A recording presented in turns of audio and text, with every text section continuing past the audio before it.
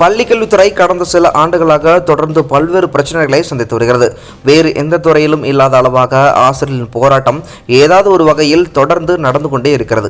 இன்று டிட்டோஜாக் சார்பில் ஒருநாள் அடையாள வேலைநிறுத்த போராட்டம் நடைபெறுகிறது. இந்த நிலையில் சென்னை தலைமைச் செயலகத்தில் பள்ளிக்கல்வித்துறை குறித்து ஆய்வுக் கூட்டம் நேற்று நடந்தது. தலைமைச் செயலர் முருகானந்தம் தலைமை வகித்தார். நிதித்துறை செயலர் உதயச்சந்திரன், பள்ளிக்கல்வித்துறை செயலர் மதுமதி, பள்ளிக்கல்வி இயக்குநர் கண்ணப்பன், தொடக்க கல்வி இயக்குநர் நரேஷ், அரசு தேர்வுகள் துறை இயக்குநர் லதா, ஆசிரியர் தேர்வு வாரிய செயலர் ராமேஸ்வர முருகன் கலந்து கொண்டனர்.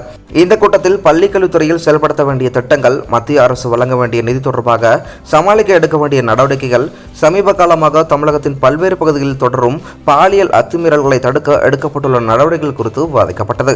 சென்னை அசோக் நகர், சைதாப்பேட்டை பள்ளிகளில் நடந்த சொற்பொழிவுகள் போல வரும் காலத்தில் வேறு எங்கும் நடைபெறாமல் தடுக்க எடுக்க வேண்டிய நடவடிக்கைகள் என்ன என்பது குறித்து விரிவான ஆலோசனை நடந்தது. இது தவிர ஆசிரியர் காலி பணியிடங்கள், அவற்றை நிரப்ப எடுக்க வேண்டிய நடவடிக்கைகள், டெட் தேர்வு நடத்த வேண்டியதன் அவசியம் உள்ளிட்ட ஆசிரியர் தேர்வு வாரிய விவகாரங்கள் குறித்தும் கூட்டத்தில் விவாதிக்கப்பட்டது. ஆசிரியர்களின் தொடர் போராட்டத்திற்கு முற்றுப்புள்ளி வைக்க எடுக்கப்பட வேண்டிய நடவடிக்கை குறித்தும் இந்த கூட்டத்தில் விவாதிக்கப்பட்டது குறிப்பிடத்தக்கது. இதுபோன்ற மேலும் முக்கியமான செய்திகளை தெரிஞ்சுக்கணும் அப்படின்னா நம்ம சேனலை சப்ஸ்கிரைப் பண்ணாமல் பார்த்துட்டு இருக்க நண்பர்கள் மறக்காம சப்ஸ்கிரைப் பண்ணிட்டு தொடர்ந்து நம்ம சேனலை இணைந்திருங்க. மீண்டும் அடுத்த வீடியோவில் சந்திக்கலாம். நன்றி.